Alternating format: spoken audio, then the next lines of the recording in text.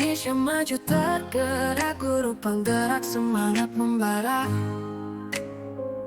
Didikan dan harapan, nyalakan mimpi di setiap jalan. Langkah pasti tiada henti, pelita ilmu bercahaya terang. Jiwa besar membawa angin, bersama kita bangun negeri. Aku tergerak, kau pun bergerak, kita bergerak menggerakkan bangsa. Selamat siang. Bagaimana kabarnya hari ini? Puji syukur baik-baik seperti yang dilihat saat ini. Alhamdulillah ya Pak. Jadi sebelumnya saya ucapkan banyak terima kasih atas kesediaan Bapak berpartisipasi dalam kegiatan saya terkait tugas demonstrasi kontekstual di modul 3.1 pendidikan calon guru penggerak. Jadi hari ini seperti yang saya sampaikan sebelumnya bahwa saya akan memberikan beberapa pertanyaan terkait bagaimana Bapak selama ini dalam menghadapi kasus yang ada di sekolah. Jadi sebelumnya mungkin Bapak bisa menceritakan bahwa Bapak menjadi kepala sekolah kalau boleh tahu sudah berapa tahun Pak? Oh iya. Terima kasih ya jadikan narasumber untuk kelancaran pendidikan calon guru penggerak. Semoga lancar dan berhasil dengan baik. Saya menjabat di kepala sekolah sudah hampir 10 tahun. Tetapi di sekolah ini baru berjalan kurang lebih 8 tahun. Ya. Sudah lumayan lama ya Pak ya? Ya, cukup lama.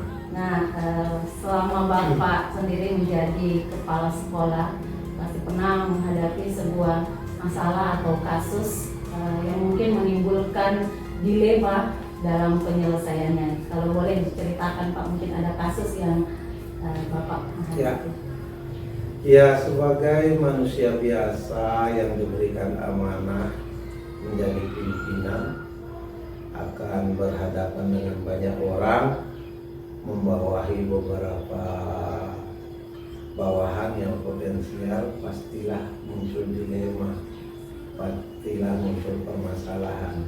Naik kalau kita mengatakan hidup lebih dari satu orang tidak ada masalah. Ada saja masalah yang muncul, tetapi puji syukur masih berjalan normal. Mungkin Bapak bisa ceritakan lebih, yang mungkin ada satu kasus mungkin. Oh iya, terima kasih. Kalau berkaitan dengan tugas profesional sebagai pimpinan, sebagai kepala sekolah, permasalahan yang sering muncul baik secara pribadi, baik secara kelembagaan adalah masalah penegakan disiplin. Karena disiplin itu adalah cikal bakal keberhasilan yang lain. Nah, dalam penegakan disiplin ini baik kepada ASN, guru, pegawai misalnya, ataupun kepada siswa, yang mana aturan telah kita buat berdasarkan kesepakatan, akhirnya diputuskan, dalam prakteknya sangat sulit dilaksanakan secara total. Karena pelaksanaan peraturan itu juga masih mengalami masalah berjenjang. Terkadang kita ketat di bawah, tetapi pada tingkatan atas yang harus dieksekusi tidak bisa berjalan. Jadi kembali lagi kepada perasaan. Oleh sebab itu hanya saya arahkan kepada istilahnya aturan yang melekat pada diri sendiri yang menentukan. Jadi ini Pak, di pelatihan kemarin, di pendidikan kemarin ini, di modul 3.1 ini, saya melihat adanya dua dilema yang terkadang terjadi saat dalam pimpinan seseorang. Jadi ada dilema etika dan rujukan moral, di mana dilema etika ini antara nilai kebajikan antara benar dan yang benar, kemudian rujukan moral ini antara benar dan salah. Nah, kalau Bapak sendiri bagaimana mengidentifikasi kasus-kasus yang mungkin Bapak hadapi ini, apakah dia dilema etika ataukah dia rujukan moral? Kalau yang saya alami, dua-duanya ada, ya, dilema etika juga ada, wujudan moral juga ada, tetapi semua berangkat dari aturan tertulis.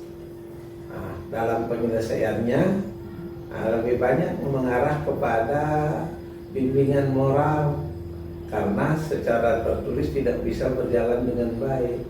Misalnya saja aturan kehadiran yang jelas-jelas di bagian tahapan akhir, guru itu, pegawai guru ataupun siswa harus mendapat sanksi.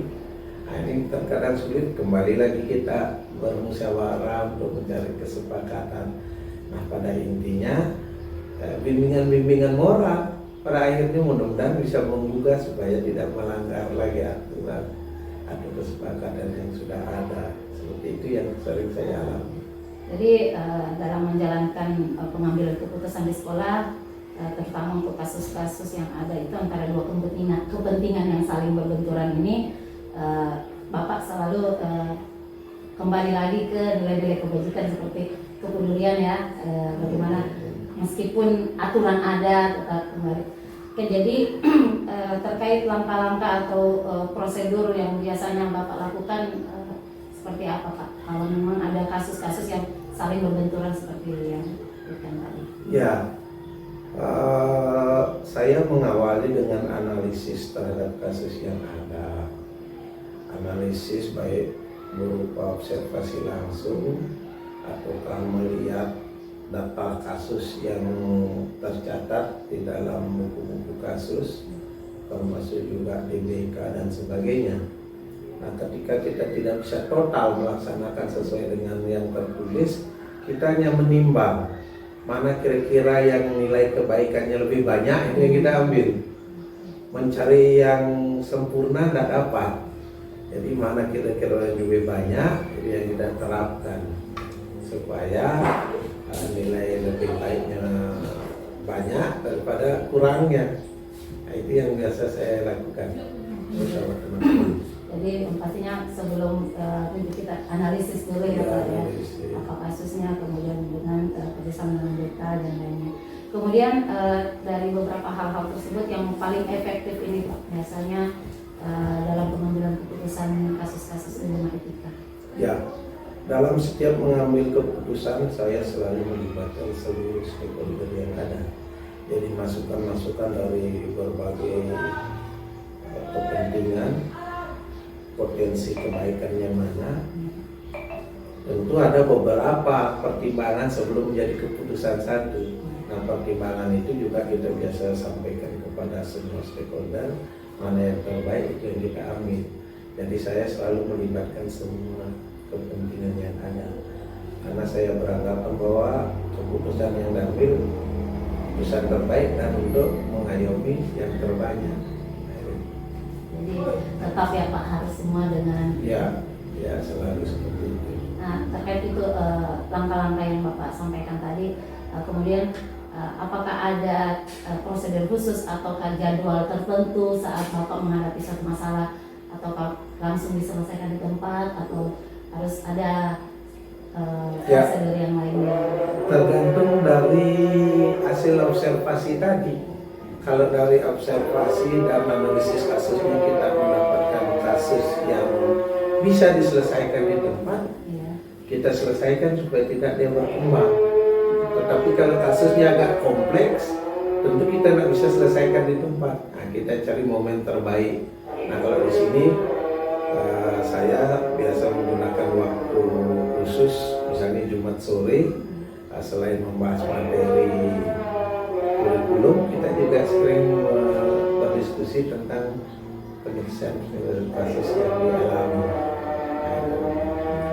Ya, jadi kadang-kadang ada yang langsung di tempat, ada juga harus mengikuti prosedur supaya melibatkan beberapa komponen. Misalnya kalau kita melibatkan orang tua atau instansi lain, itu membutuhkan waktu. Kita cari waktu yang bagus untuk mengambil keputusan itu. Jadi tidak semua bisa disamaratakan ya Pak, Ya, dari jenis kondisi kasus yang ada saat itu. Ya, betul. Jadi kalau sebagai pimpinan kepala sekolah, jadi adakah faktor-faktor atau idola yang mungkin selama ini yang Bapak lihat, yang Bapak jadikan teladan untuk mempermudah dalam Bapak pengambilan keputusan? Ya, kita hidup harus punya idola ya. Karena idola itu biasa menginspirasi kita. Idolanya siapa? Apakah tokoh terkenal ataukah teman sejawat di sekitar kita? Kita bisa jadi tokoh. Bukan karena pribadinya saja, tapi karena berkait dengan gerakannya, berkait dengan tindakannya, tata bicaranya. Nah, kalau di sekolah ini saya anggap sebenarnya semua si guru saya adalah idola saya. Tetapi biar bagaimanapun pasti ada yang ada yang di bawah.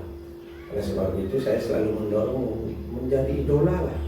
Idola di kelas, bagi siswanya, idola bagi kami semua. Nah, pasti ada lah. Ya, seperti itu tidak bisa sama ratakan karena kelebihan dan kekurangan kita berbeda-beda. Ya, itu. Nah, jadi tetap ya Pak ya, ada yang ada idola. Oke, dari semua hal yang kita perbincangkan ini, apa yang bisa Bapak petik dari pengalaman Bapak selama ini dalam memecahkan kasus-kasus yang Bapak hadapi? Wah, banyak sekali ya. Setiap langkah, setiap tindakan pasti memberikan pengalaman kepada kita. Pengalaman yang buruk juga sebenarnya bisa diambil hikmahnya, apalagi pengalaman baik. Pengalaman buruk tentu kita ambil sebagai hikmahnya supaya kita tidak terulang lagi mengalami hal yang buruk seperti itu.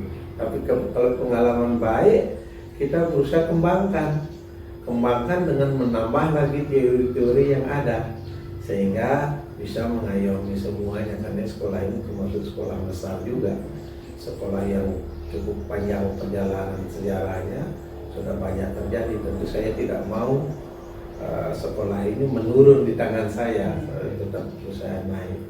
Nah, pengalaman-pengalaman dari luar juga saya selalu menimba di mana ada yang baik. Tak malu-malu saya harus menanyakan, bawa ke sekolah, sebarkan ke teman, bisa dipraktekkan di sekolah ini. Nah, kira itu semua mendukung. Jadi ini untuk kegiatan wawancara kita pada hari ini, saya ucapkan banyak terima kasih Pak sudah menonton. Indonesia maju tergerak, guru penggerak semangat membara. Didikan dan harapan, nyalakan mimpi di setiap jalan. Langkah pasti tiada henti, pelita ilmu bercahaya terang. Jiwa besar membawa angin, bersama kita bangun negeri. Aku tergerak, kau pun bergerak. Kita bergerak menggerakkan bangsa. Indonesia maju, guru yang tabah penuh dedikasi, menempa generasi berbakti. Tiada lelah dalam pengabdian, bersama kita ke depan.